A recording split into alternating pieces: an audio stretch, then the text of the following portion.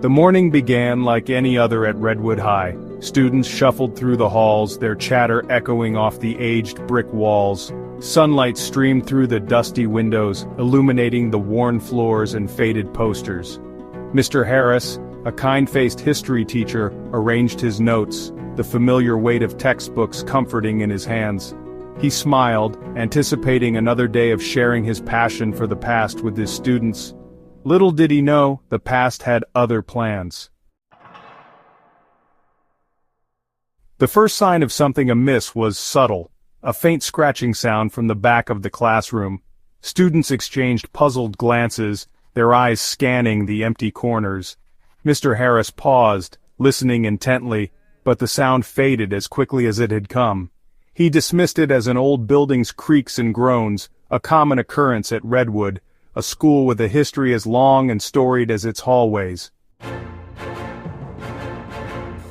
Then, the lights flickered. A collective gasp rippled through the classroom as the fluorescent bulbs buzzed and dimmed. The scratching returned, louder this time, accompanied by a low, guttural growl that seemed to emanate from the very walls themselves. Fear, palpable and sharp, tightened its grip on the room. Whispers of unease escalated into panicked murmurs as students shifted nervously in their seats, their eyes wide with growing terror. Suddenly, a dark figure materialized in the doorway. It was as if the very shadows had come to life, coalescing into a form that was both terrifying and mesmerizing. The figure seemed to absorb the light around it, creating an eerie darkness that sent shivers down the spines of everyone present. Tall and skeletal, it stood shrouded in shadows, its features indistinguishable beneath a heavy, tattered cloak. The cloak fluttered slightly as if moved by an unseen breeze, adding to the figure's ghostly presence. Its eyes, or where its eyes should have been, seemed to pierce through the darkness, observing everything with a cold, unfeeling gaze. A cold wind swept through the room, carrying with it the scent of damp earth and decay. The temperature dropped noticeably, and the once warm and lively classroom now felt like a desolate, haunted place. The wind seemed to whisper secrets of the grave, chilling everyone to their core. Screams ripped through the air as students scrambled for safety, their textbooks scattering across the floor in their haste. Panic set in, and the orderly classroom turned into a scene of chaos. Desks were overturned, and chairs clattered as students tripped over each other in their desperate attempt to escape. Mr. Harris, his face ashen, instinctively shielded his students, his arms outstretched as if to ward off the malevolent presence. He stood his ground despite the overwhelming fear that gripped him. His mind raced, trying to find a logical explanation for the surreal and horrifying scene before him. His mind struggling to process the impossible scene unfolding before him. The reality of the situation seemed to bend and twist, making it hard to distinguish between what was real and what was a nightmare. The shadowy figure remained, a dark sentinel in the doorway as if waiting for something or someone. Chaos erupted as the shadowy figure glided towards them, its silence more terrifying than any scream. Students rushed to the door, only to find it locked, an invisible force sealing their fate. Panic swelled, threatening to consume them as they searched desperately for another escape, their hearts pounding against their ribs like trapped birds. The air grew heavy, thick with the stench of fear and the chilling presence that stalked them from the shadows. As the entity reached out, its skeletal hand inches from the terrified students, the air grew colder, and a sense of dread enveloped the group. The students, paralyzed with fear, could barely breathe as the ghostly figure loomed closer, its hollow eyes fixed on them. The night was eerily silent, save for the rustling of leaves and the distant hoot of an owl. The tension was palpable, and time seemed to stretch endlessly in those few seconds. Mr. Harris lunged. He shoved the creature back, a surge of adrenaline lending him impossible strength. His heart pounded in his chest as he fought to protect the students. The struggle was fierce, and the darkness seemed to close in around them. Every muscle in his body strained as he pushed against the supernatural force, determined not to let it harm anyone. The students watched in awe and terror, unable to move or speak.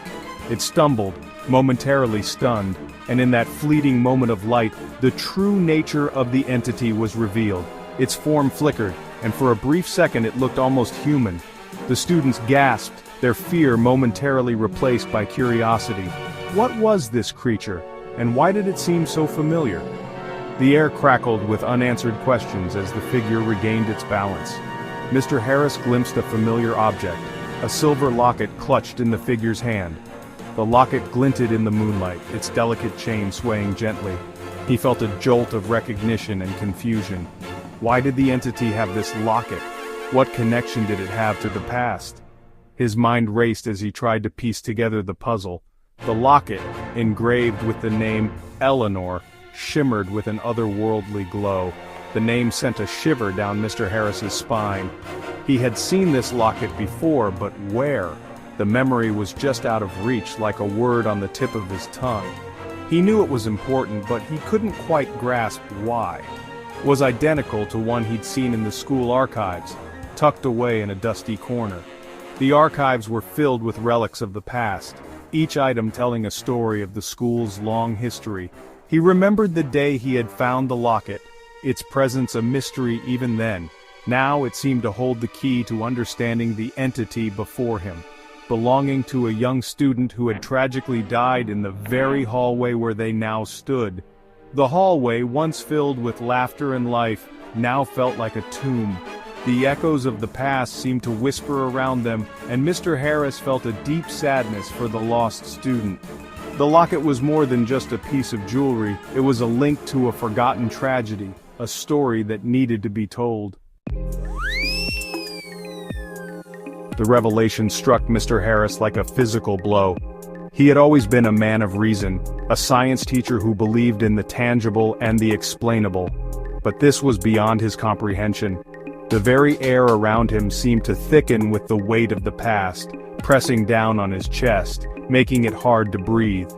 He could feel the cold tendrils of fear creeping up his spine, a sensation he hadn't felt since he was a child, afraid of the dark. The school grounds, once a place of learning and laughter, now felt like a haunted relic, a place where the past refused to stay buried. This was no random entity. It was Eleanor, her spirit tethered to the school, her anguish palpable in the icy air. Eleanor had been a student at Redwood High many decades ago, a bright young girl with a promising future. But her life had been tragically cut short in a mysterious accident that had left the entire community in shock. Over the years, her story had faded into a mere whisper, a ghost story told by students to scare each other. But now, it was clear that Eleanor's spirit had never left the school. Her presence was a constant reminder of the tragedy that had occurred, a wound that had never truly healed.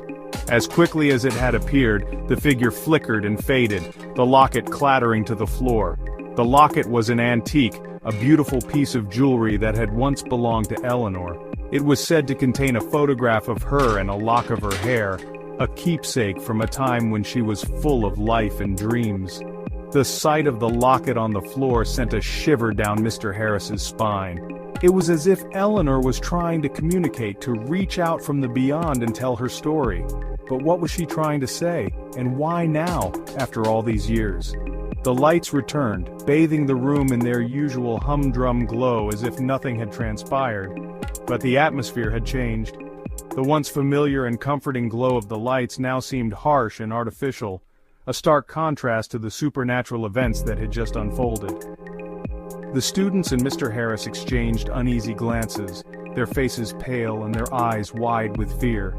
They knew that what they had just witnessed was real, and that it was only the beginning. The school, which had always been a place of safety and learning, now felt like a prison, a place where the past and the present were inextricably linked. But the students and Mr. Harris knew the truth. They had seen the ghostly figure, felt the chill in the air, and heard the clatter of the locket as it hit the floor. They knew that Eleanor's spirit was still present, still bound to the school by the tragic events of the past. And they knew that they had to find a way to help her, to put her spirit to rest and bring peace to Redwood High. But how? How could they communicate with a spirit from the past? And what would it take to finally lay Eleanor's ghost to rest? Redwood High held a darkness within its walls, a restless spirit forever bound to the site of its tragic end.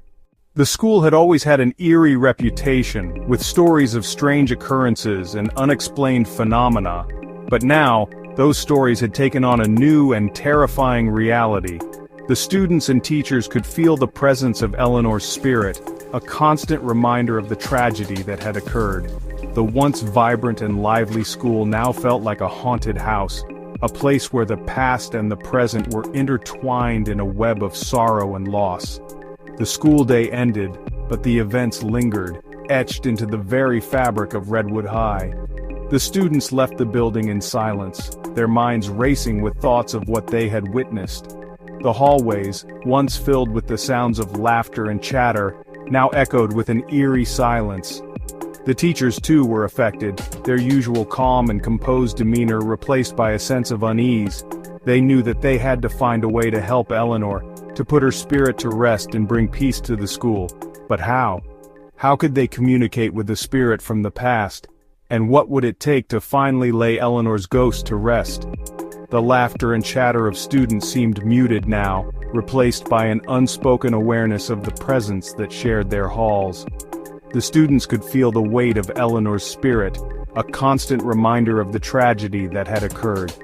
They knew that they had to find a way to help her, to put her spirit to rest and bring peace to the school. But how? How could they communicate with a spirit from the past? And what would it take to finally lay Eleanor's ghost to rest? The questions lingered in their minds, unanswered and unsettling. The haunting of Redwood High was not just a chilling tale. It was a stark reminder that some wounds, even time, cannot heal. The school had always had an eerie reputation, with stories of strange occurrences and unexplained phenomena. But now, those stories had taken on a new and terrifying reality.